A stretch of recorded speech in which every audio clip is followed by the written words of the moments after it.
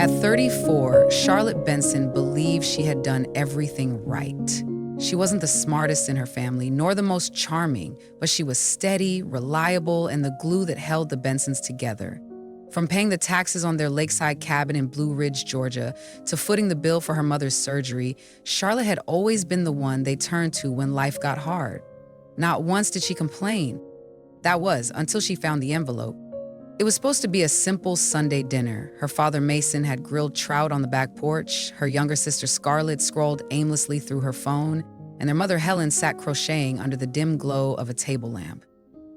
The warmth of the cabin usually brought comfort, but that night, the fire flickered in a way that made the room feel cold.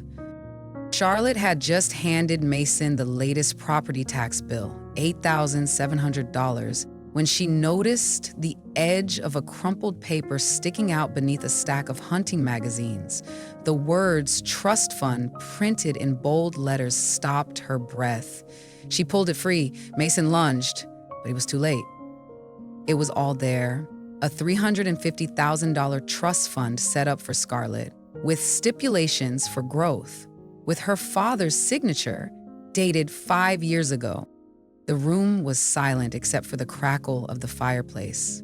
Charlotte stared at the legalese as it slashed through years of blind devotion. This was the same father who told her he couldn't help with college tuition, who shrugged when her car broke down during a snowstorm, who insisted they were barely getting by. She remembered bussing tables at 19, surviving on instant noodles while Scarlett took ballet lessons and flew to NYC for dance intensives. Charlotte had believed it was a sacrifice for the family, but now it felt like theft. "You've always been the strong one," Mason said defensively. "Scarlett needs a cushion. You're already doing fine." Fine? Charlotte's pulse pounded. She'd given more than $150,000 over the years, taxes, repairs, cars, surgeries, and all the while, they had been building a secret future for Scarlett behind her back. Scarlett didn't even flinch. She just rolled her eyes and said, "You've always been dramatic." Helen wouldn't meet her gaze. Her hands trembled, the yarn unraveling onto the carpet. That night, Charlotte didn't cry. She didn't scream. She drove back to her apartment in Atlanta, the cabin fading in her rearview mirror like a lie she'd been told too many times. Her phone buzzed. It was Mason, probably expecting her to still pay the bill. Then another call came in. "Blocked number." "Check your old savings account," a shaky voice whispered. He took it. Charlotte opened her banking app. The balance was zero. Her college savings, $25,000, was gone. And in that moment, something broke inside her, not just her heart, but her belief that family always meant loyalty. Charlotte didn't shed a tear, not when she saw her savings wiped clean, not when her own father's name was tied to every withdrawal. She just sat there, staring at the cold numbers glowing on her phone screen, while the hum of her Atlanta apartment buzzed like static in her ears. For 10 years, she had trusted that money would wait for her. It was the only thing she had for herself. Now, it was gone. Stolen under the name of family, but Charlotte wasn't going to break. She was going to trace every cent. The next morning, while the rest of the city chased coffee and commutes, Charlotte called Daniel Green, a forensic accountant her advisor Jim Carter had once mentioned. His voice was calm and firm, like someone who had seen betrayal too many times to be shocked by it. "I need everything tracked," she said. "Every dollar I gave them, every payment I covered, and I want to know exactly where that $25,000 went." "Give me a week," Daniel replied. "We'll get the truth." And that's what she did. While Mason kept calling, while Scarlett sent guilt-laced texts, while Helen tried to soften the blow with passive silence, Charlotte opened old folders. She scrolled through bank statements. She highlighted wire transfers. She made a spreadsheet of every expense she had covered since she turned 25. Taxes on the cabin in Blue Ridge, $43,500. Scarlett's car, $1,680. New roof last summer, $112,000. Surgery for Helen's knee, $8,200. That alone was more than $160,000. None of it reimbursed. Not a single thank you. Just silence and expectation. And while she documented, memories flooded her. Scarlett posing in front of her new car while Charlotte took the bus to her job downtown. Helen smiling with relief after surgery, not knowing Charlotte had maxed out a credit card to pay the difference insurance wouldn't cover. Mason laughing on the porch while she quietly fixed the books to cover rising HOA fees. It wasn't generosity anymore, it was theft disguised as tradition. 3 days in, Daniel called. His voice was grave. "Charlotte, your college savings were funneled into an investment account. I traced it directly into the trust fund. Every penny. They used your future to build Scarlett's." Charlotte sat in silence, the weight of it pressing down like stone. They had stolen not just her money, but her years, her missed vacations, her sleepless nights, her freedom. But she didn't scream. She wrote it down. She printed it out. She highlighted dates and totals and signatures. She stapled proof to proof to proof. She turned betrayal into evidence.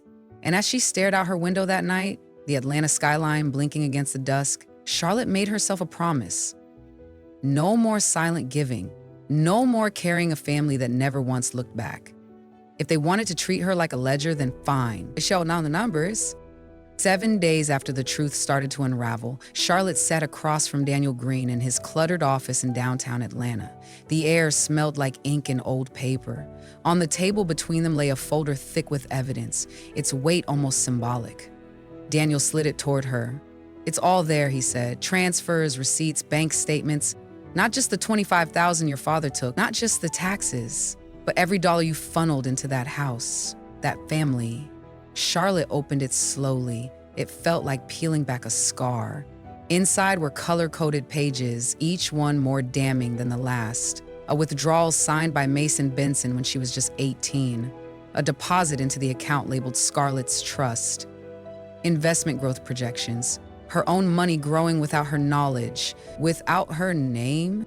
Daniel's voice broke the silence. "That trust fund is not $350 anymore. It's $500,000 now. Your father invested it well. Returns trace back to your stolen savings. You didn't just give them money. You helped build their fortune." Charlotte sat back in her chair, numb. $500,000. She remembered the nights she went without heat to cover a late bill. The years she skipped vacations, wore the same coat, lived on secondhand furniture, while Scarlett went to private dance academies and spring retreats in Colorado, while Mason looked her in the eye and said, "Sorry, kid, we're stretched thin." She stared down at the documents, cold, unfeeling, final. They didn't care about her tears. They didn't need emotion. They only needed a judge. "You have a case if you want to pursue legal action," Daniel said gently. "It's clear. It's fraud, theft. You have the paper trail and the financial loss." Charlotte's fingers traced the edge of a receipt. It felt like betrayal in ink. "I'm not sure," she said, "but keep digging.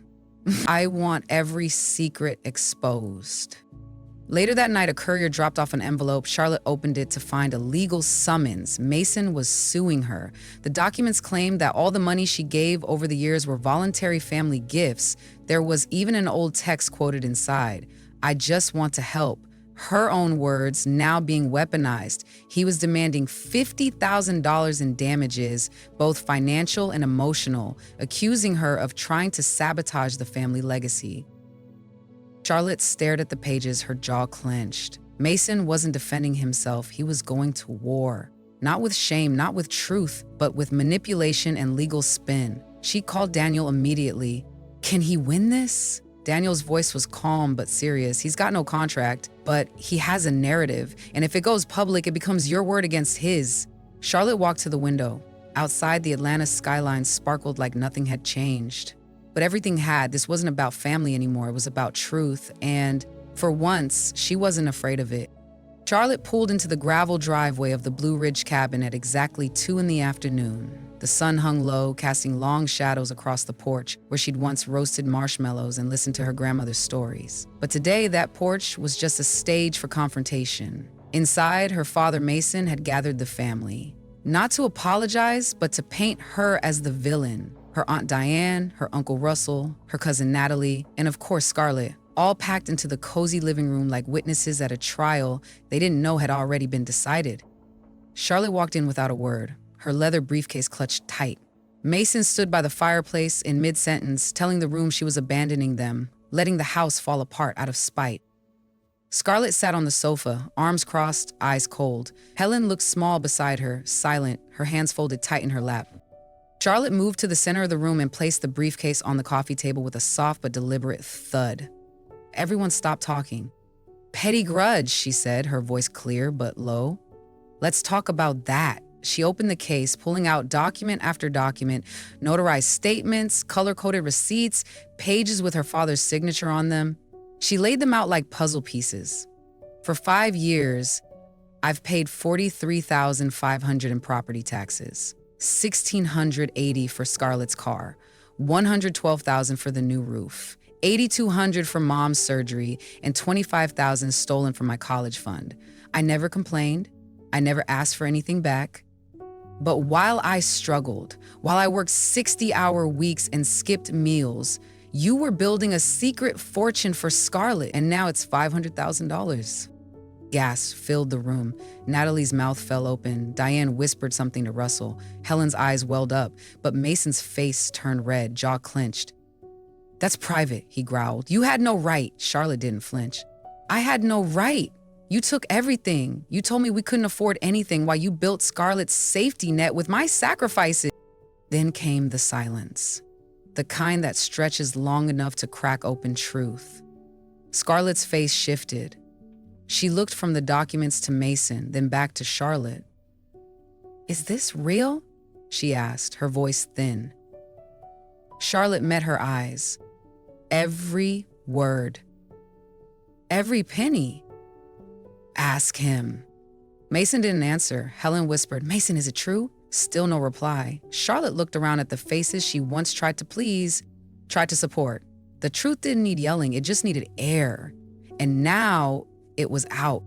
Then, without warning, Helen clutched her chest and collapsed. Her body crumpled to the floor, eyes wide in panic. "Mom!" Charlotte rushed to her side as panic erupted. "Someone call 911. Her hands trembled as she held Helen's head, tears already burning in her eyes. She looked up at Mason, her voice sharp with fury. "You did this. All of it. And I will never forget." The ambulance's sirens had faded, but the silence they left behind in the Blue Ridge cabin was louder than anything Charlotte had ever heard. Her mother was gone.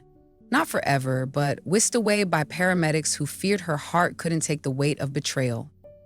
Charlotte stood in the center of the living room, her hands still trembling, her mother's scent lingering on her shirt.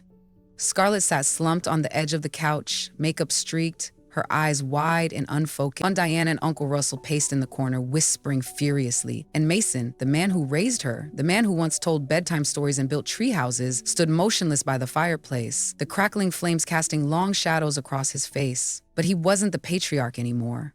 He was the architect of their collapse.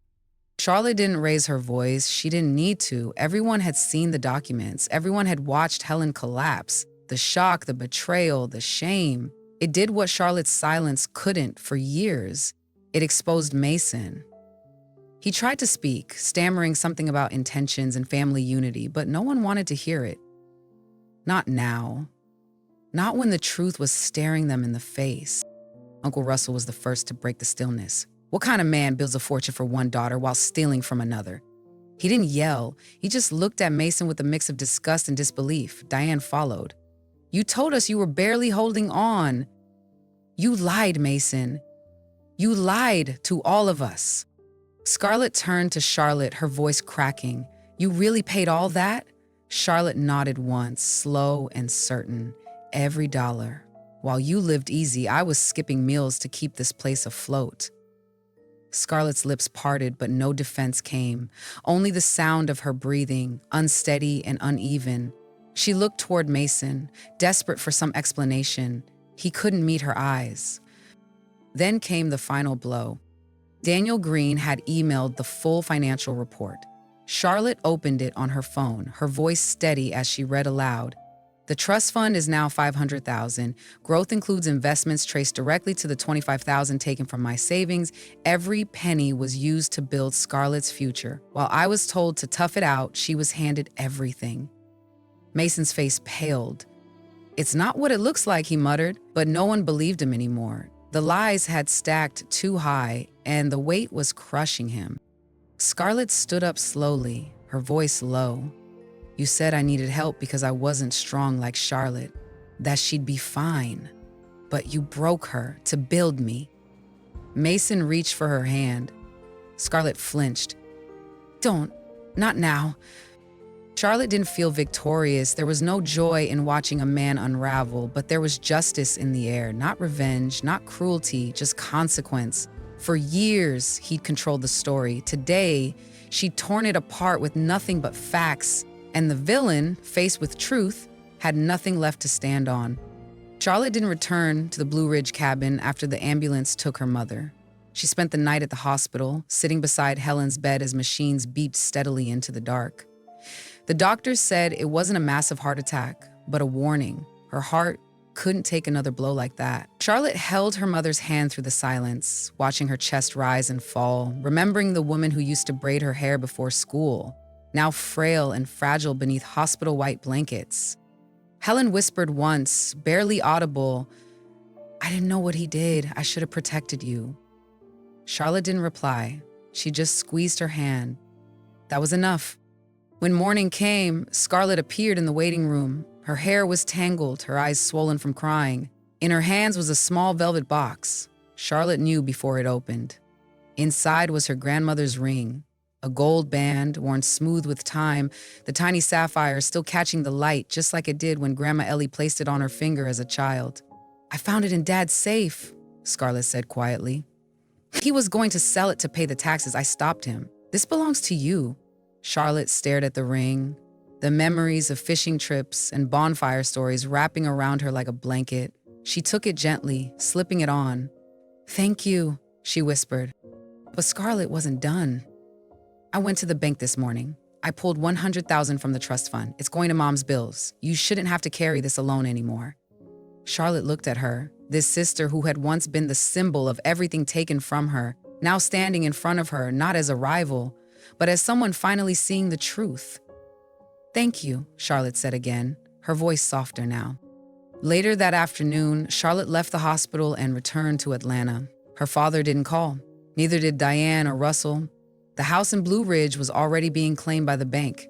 24 hours had passed, no payments, no mercy.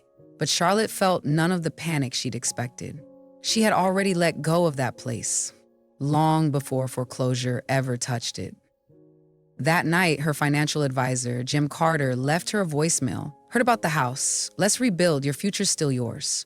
Charlotte smiled faintly. For the first time in years, the future felt like hers again. Not a burden, not a favor owed, just hers.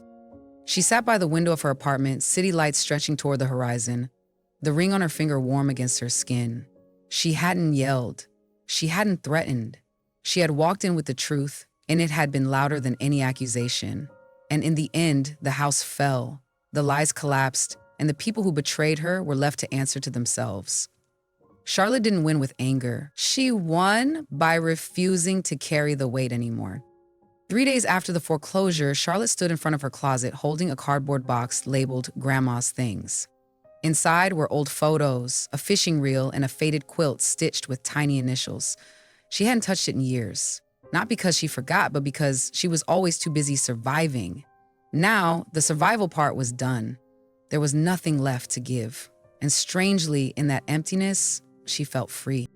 The house was gone, the ring was back on her finger, her mother was recovering slowly in a rehab center outside Atlanta, and Scarlett visited daily, bringing flowers and quiet apologies. Mason hadn't reached out. Not a text, not a call, just silence. And Charlotte didn't chase it. She didn't need a reckoning anymore. She had lived through the fire. That was enough. Jim Carter met her at a small cafe downtown later that week. He came with papers, a laptop, and a plan. "We're gonna rebuild this," he said, slowly, on your terms. Charlotte listened, sipping her black coffee, nodding not with fear, but with control. She had $300,000 left in her personal portfolio, modest but strong. They discussed diversifying, moving a portion into safer assets, and setting a timeline for her first real vacation in 10 years. "You've earned peace," Jim said. Charlotte smiled. For once, she believed it. That night, back in her apartment, she lit a candle and opened a fresh journal. The first page had one sentence: "No more silence." She began writing. Not about revenge, not about betrayal, but about healing. about what it meant to start again at 34 with no cabin, no inheritance, but with dignity intact. She volunteered at a local financial literacy program the following month, helping young women learn how to budget, how to protect their savings, how to read the fine print no one teaches you in school. Every time she explained compound interest or emergency funds, she saw pieces of her younger self in their eyes. Girls with ambition, girls who just needed someone to say, "You're not crazy for asking questions. You're not selfish for protecting your future." Scarlett came by one Saturday afternoon, holding a bouquet of tulips and a sealed envelope. It was a handwritten apology, but more than that, it was an offer. Scarlett wanted to donate the remainder of her trust fund to the financial program Charlotte had joined. "I want to use it right this time," she said. Charlotte didn't cry. She just hugged her sister tight and long without words. The pain hadn't vanished. The scars were still there. But Charlotte was no longer bleeding. She was moving, building, restoring. Her story didn't end with betrayal. It began with truth. And every day that she chose peace over pleasing, boundaries over silence, she rewrote her legacy. Not the one Mason tried to define, but one that belonged entirely to her. It wasn't the headlines that changed. It wasn't a public apology from Mason or a court ruling with her name on it. No one handed Charlotte a trophy or broadcast her story on the evening news. And yet, she had won in a way they could never take back. Her victory was the kind you carry in your bones, quiet, unshakable, and deeply earned. 6 weeks after everything unraveled, Charlotte stood at the back of a small community center in Atlanta, watching a group of 20-something women take notes while she walked them through credit scores and emergency savings. The girl in the front row reminded her of herself at 19, too smart to be ignored, too quiet to be noticed. When the session ended, one of them walked up, eyes wide, voice shaking. "I didn't think someone like you would care about someone like me." Charlotte just smiled.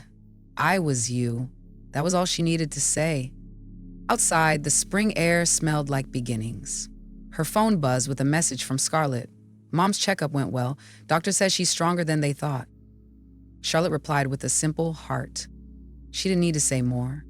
They were rebuilding, slowly, genuinely, and this time, no one was pretending. She hadn't heard from Mason since the day Helen collapsed. Word had it he sold his truck and moved in with his brother 2 states away. No trust fund, no cabin, no power left to wield. But even now, Charlotte didn't wish him harm. She didn't wish him anything. That was its own kind of freedom. Jim Carter called that afternoon. "Good news," he said. "Your portfolio just passed 350. You're stable, Charlotte. You did it." Charlotte leaned back in her chair, watching the light spill across her living room floor. She'd done more than stabilize. She'd reclaimed her name, her future, her worth.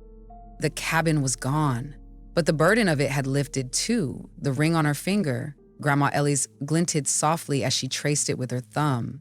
It didn't symbolize loss anymore. It was a promise kept. "You're tougher than they know," Ellie had whispered long ago. And she had been right. That night, Charlotte stood on her balcony, overlooking the Atlanta skyline as it pulsed with life. She thought about the version of herself that once begged to be seen. The daughter who gave until she was hollow, the sister who stayed silent to keep the peace. That woman had walked through fire, and now she stood in the cool evening air, finally unburned. There were no cheers, no spotlights, just the soft hum of a city that kept moving and one woman who finally stopped chasing approval. Charlotte had lost what she thought was everything, but in the ashes, she found what mattered most: self-respect, peace, and a life that was hers alone. Charlotte didn't fight for revenge. She fought for her truth. And when the lies crumbled, when the silence finally broke, she didn't walk away bitter. She walked away free. The family that once leaned on her like a crutch never expected her to stand up, but she did. And in doing so, she reminded them and herself that quiet doesn't mean weak, that giving doesn't mean endless, that love can have boundaries. Not every battle is loud. Sometimes the strongest voices are the ones that refuse to yell. Sometimes the bravest thing you can do is say no. No to being used. No to being silenced. No to bleeding for people who never once offered a bandage. Charlotte's story is about loss, yes, but more than that, it's about reclaiming power without raising a fist. It's about walking away, not because you gave up, but because you finally understood your worth. And now I ask you, not as a narrator, but as someone who's watched this story unfold, what would you do? If the people closest to you took everything and expected more, would you stay silent or would you finally speak?